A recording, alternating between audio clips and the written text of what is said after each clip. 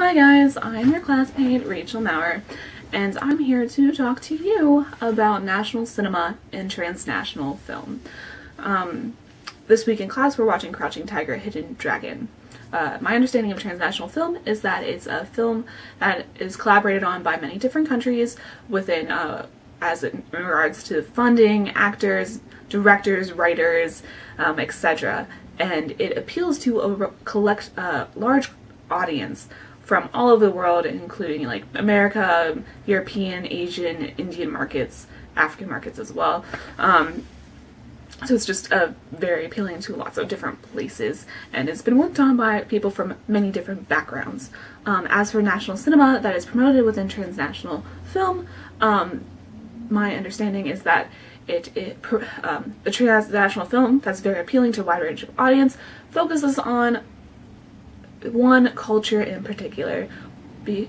For example, in Crouching Tiger, Hidden Dragon, the film was very popular in many different places, many different cultures, many different countries, and it mainly just focused specifically on Hong Kong culture. This can be seen within the kung fu that is used throughout the movie, and that is a hyper stereotype of Hong Kong and many different areas in Asia. And I can guarantee you that that's not all is happening in Asia, but that was just used to make it more, that specific aspect was used to make it more appealing to many different audiences. The film that I would like to talk about is Slumdog Millionaire. Slumdog Millionaire, for you, those of you that don't know, but which you should really know about Slumdog Millionaire.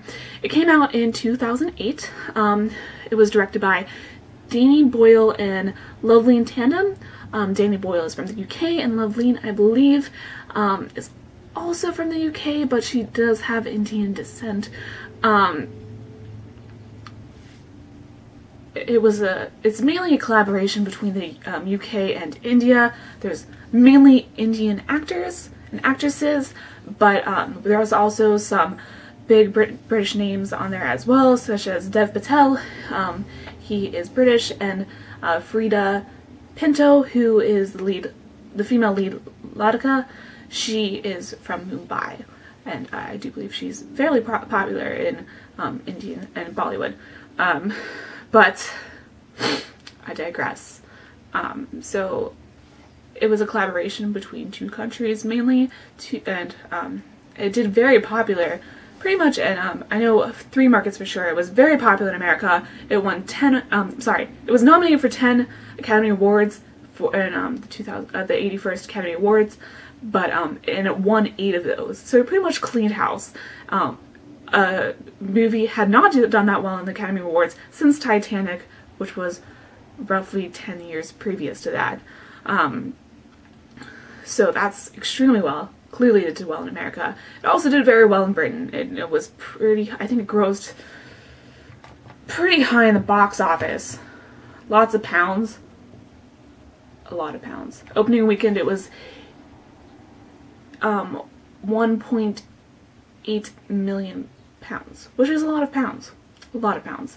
And as far as India, it wasn't received extremely well by the Indian audience, but because normally when Indians go to movies, they go to see lots of glamour. They're trying to get away from a lot of the realities that, like, such as extreme poverty in certain areas, and they weren't very happy about being called slum dogs. The term dogs did not do well with the Indian audience. However, despite those grievances, film critics in India did acknowledge that Slumdog Millionaire was a very well put together film, and it did have a lot of credit to it, credibility,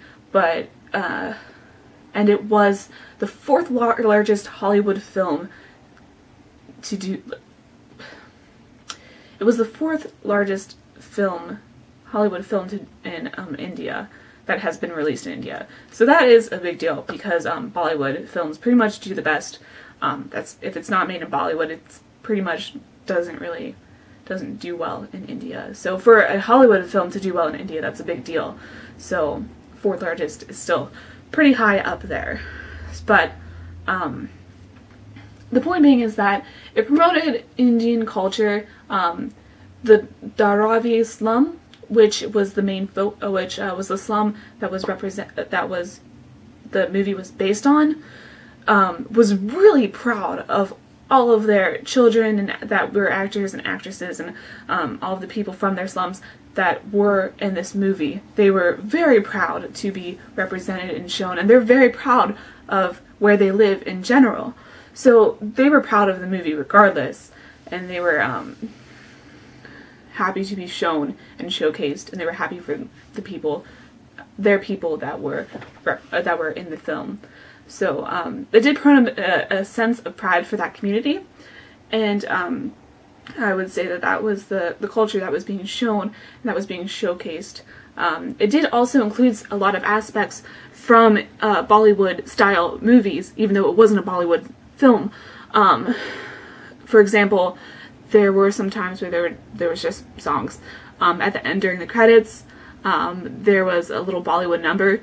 Generally in Bollywood, they will just stop and just have a song and have a dance, whereas that wasn't particularly what Slumdog Millionaire was trying to do, but they did include that aspect at the end of the film as well as some other aspects of Bollywood cinema. So that's how national cinema was promoted in this transnational film. All my sources where I got that, all my references are in links below if you would like to read more about Slumdog Millionaire and its success and how it was received by Indian and other populations. You can read that below. And now I'm going to have some clips from the video with little boxes to tell you about that. So thank you for listening to my presentation, and yeah.